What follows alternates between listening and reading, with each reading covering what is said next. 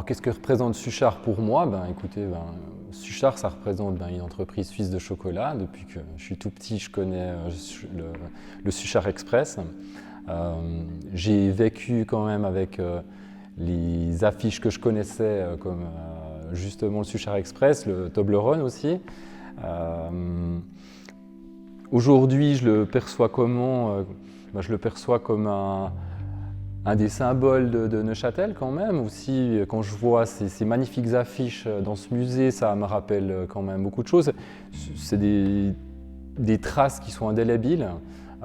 Dès qu'on voit ces affiches, on les reconnaît au premier coup d'œil. Même un membre de ma famille a travaillé, donc mon beau-papa a travaillé chez Suchard, donc je pense que Suchard était très important pour Neuchâtel. Et puis il a même gardé son nom dans un quartier, donc toutes ces choses-là, ça a marqué un petit peu une ville. Et puis aujourd'hui, c'est toujours là, quoi.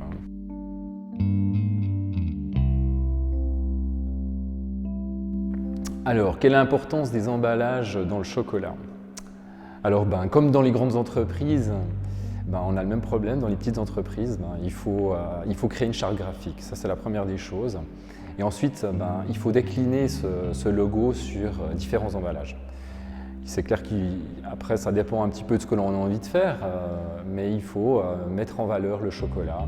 Alors, on a différents supports. On a des boîtes fermées, et puis on a aussi des boîtes qui sont fermées, mais en transparent. Et puis ça, on a remarqué que quand les gens viennent de notre entreprise, ils ont beaucoup de plaisir à voir ce qu'il y a à travers.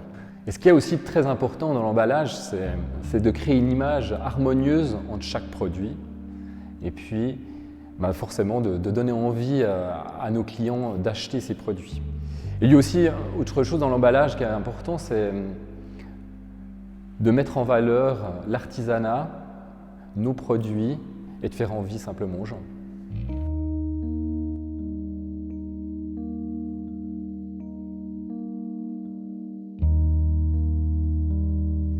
Alors, qu'est-ce que représente pour moi Suchard? C'est une bonne question parce qu'en fait, je ne suis pas neuchâtelois, donc j'ai une vision qui est peut-être un peu différente. Pour moi, Suchard, c'est déjà une richesse énorme de l'image et puis c'est surtout une maîtrise de cette image. C'est toujours assez fou de voir à toutes les époques comme c'est très maîtrisé au niveau de la composition des affiches et des emballages. Et puis ce qui est aussi assez dingue, c'est que même neuchâtelois ou pas, comme je l'ai dit, on a tous en tête un souvenir, quel qu'il soit, de Suchard. Quel rapport faire entre les compositions graphiques de Suchard à l'époque ou une approche créative actuelle? Je pense qu'il y a un point qui me paraît assez intéressant, c'est le fait qu'on remarque qu'à certaines époques, le produit lui-même n'était pas du tout l'élément visuel fort de l'affiche ou de l'emballage, mais il passait en second plan. On vendait plutôt une ambiance, une atmosphère, un univers. Et c'est quelque chose actuellement qui est aussi avec lequel on travaille beaucoup.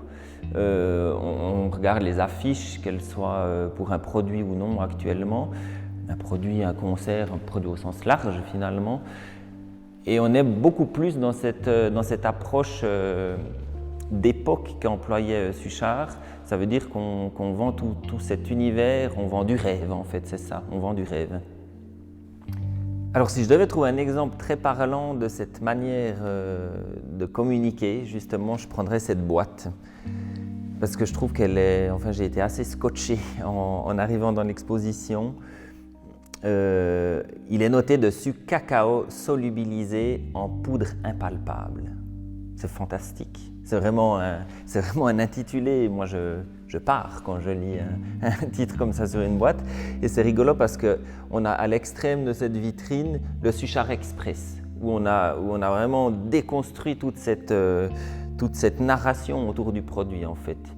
Autant par le vocabulaire employé que par le code couleur. Là, on est dans un produit hyper haut de gamme, hyper luxe, un code couleur crème, or, pour finir sur un Suchard Express turquoise, rouge et blanc, quoi. Vraiment le code couleur d'un produit bas de gamme, finalement, presque.